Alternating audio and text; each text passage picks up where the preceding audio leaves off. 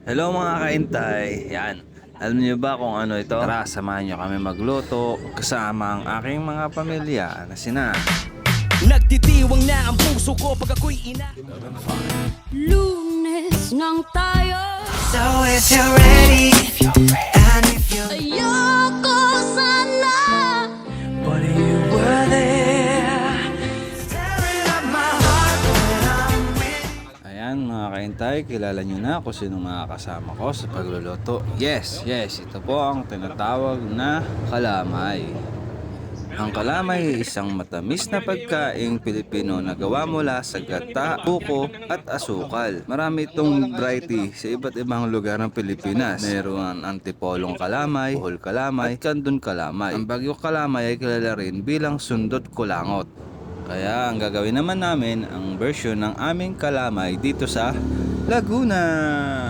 Kaya mga ate, marites, madam, kumare, Mars, pare, par, ihanda ng listahan para sa sangkap. Unahin mo na sa listahan ng asukal, 3 kilong asukal, wala o segunda. Depende kung alin ang pipiliin mo. Gusto mo na hindi ka gusto o yung gusto ka na hindi mo gusto. 2 can ng condensed milk, optional naman ito. Malagkit at mani na sabay ng pinagiling.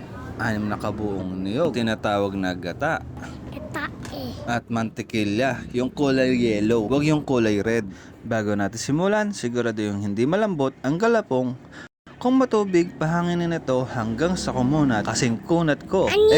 Ng ninong at ninang nyo. Ano pang ginagawa nyo? Maghugas na ng kamay. Tayo ay magsisimula na. Mga kaintay, sunod naman ay ang proseso ng pagbibilog ng galapong. Kung ayos na ang inyong galapong, hindi na matubig at nabubuo nyo na, pwede nyo na itong bilog-bilugin at lapad-lapadin, tampal-tampalin katulad ng ginagawa sa video. Kung masyadong malambot pa, pwede nyo namang dagdagan na bibili sa palengke na malagkit powder para hindi na kayo maghintay ng matagal pagpapatigas ng malambot na ano? Ano iniisip nyo? Siyempre, galapong. Pagkatapos, time-lapse activate na natin mga kaintay. Yan, at sinisimula na nga ni Nanay Olive na paghiwa-hiwalayin ang galapong. Bibilugin niya to ng bibilugin. Mga kaintay, tinutukan na namin ng electric pan kanina para mapabilis ang pagkunat. Susunod na nga natin ay isa lang ang kawali. Uunahin na natin ang gata o kakanggata. Take note, huwag ititigil ang paghalo para hindi makurta ang gata. Pag malapit na kumulo, ilagay ang asukal. Kung gusto nang maputi ang kalamay, segunda ang gamitin. Kung mamula-mula naman, yung tersera. Kung mas gusto pa ng ibang kulay, ay tama na. Wala naman tayong kwarta. Mga kaintay, yung asukal wag ilalahat. Magtira para sa sarili. Char! Para sa huli, may pangbulabod pa. Mga kaintay, dapat meron kayong kapalitan sa paghahalo. Dahil oras na mapagod na siya, baka maghanap na ng iba. Mga ka-waiter, diretso lang ang paghalo at ilalagay na natin ang cheese. Susunod na rin natin ang condensed milk. Tapos hintayin na natin kumulo. Mga kaintay, kapag kumulo na, magtawag na kayo ng mga marites. Sa isa ihulog ang galapong na binilot kanina. Kailangan may katulong kayo para sabay-sabay ang paghulog ng mga ito. Mga kaintay, tuloy-tuloy lang ang paghalo. Be careful na wag muna maturog o mabasag ang mga galapong. Mga kaintay, sa paghahalo, papaikot ang halo. Sumundot din paminsan-minsan sa ilalim para maiwasan na magtutong ng puwitan. Pero sa panahon ngayon, wala nang tutong o maitim na puwitan. Option di cashew. So pagluto na yung malagkit, mga kaintay, pwede na kayo kumuha ng palitaw. Pakasarap nito par, lalo na sa pandesal par. Sarap nito par, kahit sa buns, mount watering ka dito par. Mga kaintay, pag wala nang maputi, pwede na hati-hatiin yung mga galapong into a small part. You may cut it into small particles to be ready for tornado, halo-halo to become a kalamay na mas masarap pa sa luto ng jowa mo.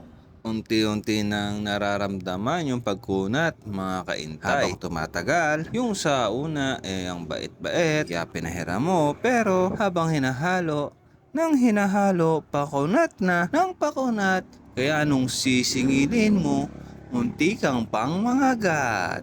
May nakarelate pa mga kaintay? Mga kaintay, nilagay na natin yung asukal na natira kanina. Tuloy pa rin ang paghalo, walang katapusang halo.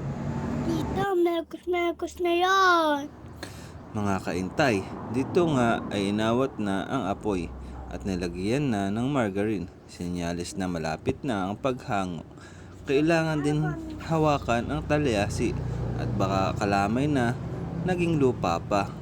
Kailangan may nakahanda rin kayo ng saha ng saging para stop na ang pag-cook sa kalamay. Bukod pa dyan para hindi mainitan ang kamay ng tagahawak at tagahango. Makikita nyo sa video ang pagsabay na paghalo para mahiwalay ang kalamay sa talyasi. Sa una ay testing lang hanggang sa nadadala na sa pag-angat ang kalamay. Kung nakarating ka sa parting ito, maaari mo bang i-comment ang iyong lokasyon para malaman ko kung saan nakaabot ang video na to. Salamat! Maaari niyo pong i-like, i-share ang video na to. Kung hindi ka pa nakapollow, mag-follow ka na!